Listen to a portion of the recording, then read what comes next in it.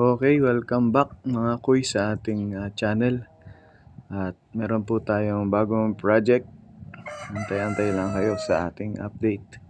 Ang bagong project natin is itong broiler at Jersey Giant na rooster ating pagkocrossin. At titingnan natin kung ano yung magiging result niya. Ano kaya yung magiging kulay nung sisiw, kung puti ba o kagaya nitong rooster na black na may halong blue o kulay gray.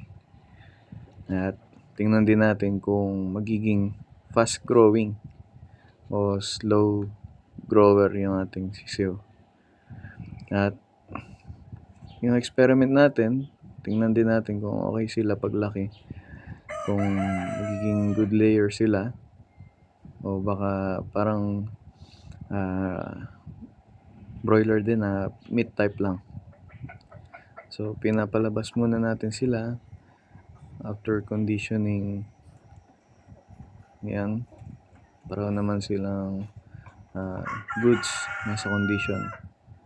At di natin nabidyohan kung sinasampahan o hindi, pero palagay ko nasasampahan to pag wala ako, kasi maya pakita ko sa inyo yung video, umiitlog na yung ating broiler.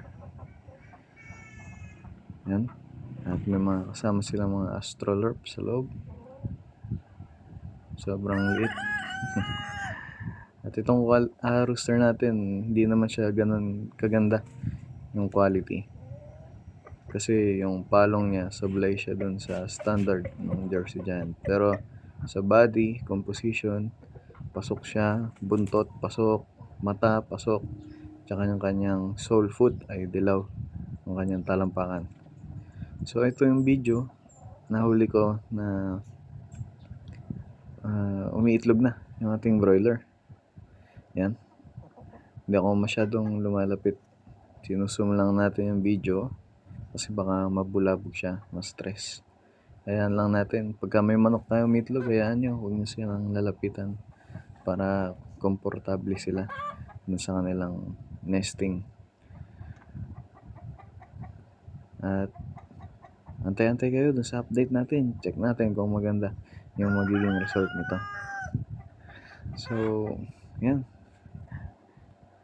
at yung ating itlog, bali may mga nakuha na tayong itlog after ilang days. At itong incubator, nahiram lang natin. Yung incubator nga pala dapat 37 degree lang, huwag niyong papalagpasin. 38 okay na din, pero huwag niyo hayaan tumaas.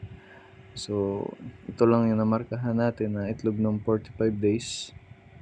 Yung iba ay Jersey Giant, yung iba puro cross na sa ating Black Astrolorp.